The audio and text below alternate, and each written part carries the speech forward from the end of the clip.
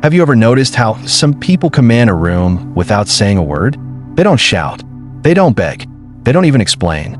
They simply withdraw. And suddenly, everything changes. The atmosphere shifts. People grow restless. They begin to chase, to wonder, to doubt. Now imagine if you did the same. If instead of reacting immediately to every provocation, you embrace silence. If instead of exploding, you retreated with calculation. What would happen? I'll tell you, suddenly, you would become unpredictable. And unpredictability is power. Machiavelli understood this centuries ago. It is not necessary to be loved, but it is very necessary to be feared. And fear does not only come from aggression. Often, it comes from mystery, from silence, from restraint. When you stop being emotionally available, when you are no longer easy to read, the people around you enter crisis. Why? Because they're used to controlling you through your predictability, your impulses, your need to defend yourself, your eagerness to please. But the moment you withhold, the moment you step back, the game changes. Those who thought they owned you realize they never knew you at all. Machiavelli warned that men judge more by the eye than by the hand. For all can see, but few can feel. Appearances matter more than explanations. If you appear silent, reserved, and strategic, you are feared. If you appear too available, too reactive, too predictable, you are used. So ask yourself, when you become inaccessible, who grows desperate? Who tries to provoke you just to drag you back into their grip? That desperation reveals not your weakness, but theirs. Every unnecessary word, every impulsive reaction, every attempt to please, these are losses of power. And what do you gain in return? Fatigue, frustration, emptiness. Why? Because you are too available to those who should earn your presence, not demand it. This is not about turning your back on the world. It is about choosing strategy over impulse. A wise ruler does not reveal himself fully. To be too accessible is to become ordinary, to withdraw deliberately, to employ silence as a weapon. This is not weakness. It is strength. It is controlled.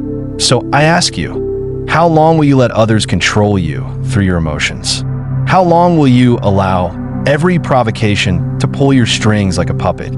Perhaps it is time to cut those strings, to become a mystery, to force the world to wonder instead of demand. Because when you stop being predictable, everything changes.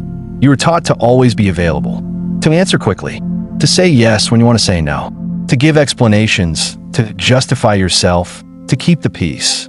Since childhood, you were conditioned to believe your value lies in your accessibility. But let me tell you a truth no one dares to say. This excessive availability is not virtue. It is a weakness. It is a prison. And while you believe it keeps you safe, it is what makes you expendable. Why? Because what is abundant has no value. What is predictable is no longer feared. People begin to treat you not as a person, but as a tool. They press your emotions like buttons, attention, validation, distraction, and then discard you until they need you again. But here's the cruelest part. You let them. You justify. You explain. You rush to respond. And each time you do, you bleed away influence. Power does not lie in reaction. It lies in restraint. Machiavelli taught that rulers should learn the art of calculated cruelty, never frequent, but always deliberate. The same is true for your presence. If you are everywhere, you are taken for granted. If you are selective, your value multiplies. So stop and think. Who deserves your presence?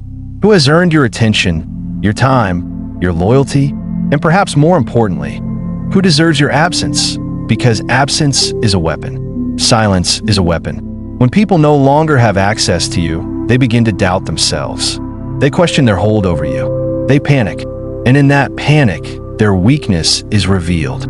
The truth is this: manipulators do not need to shout. They do not need to fight. They only need you to remain predictable. If you respond the same way each time, they own you. But if you change, if you delay, if you refuse, if you respond with silence instead of words, the mask they place on you crumbles. They can no longer use you as a mirror, as a servant, as a puppet. And that unsettles them because now they're forced to face themselves. And most people cannot bear that. Machiavelli warned that a prince should learn how not to be good when necessary. This does not mean cruelty for its own sake. It means refusing to be trapped by the morality of others. Likewise, you must refuse to be trapped by their expectations of constant availability. Your withdrawal is a threat because it forces others to confront their emptiness. Your silence unmasks their noise. And so, they attack. They criticize. They call you arrogant, cold, and selfish. Not because you are wrong, but because you stopped serving them. And yet this is the path of power. Those who are willing to be misunderstood, to be feared, to be called harsh, those are the ones who rule. Silence is not absence. It is an amplified presence. It is a strategy. It is sovereignty.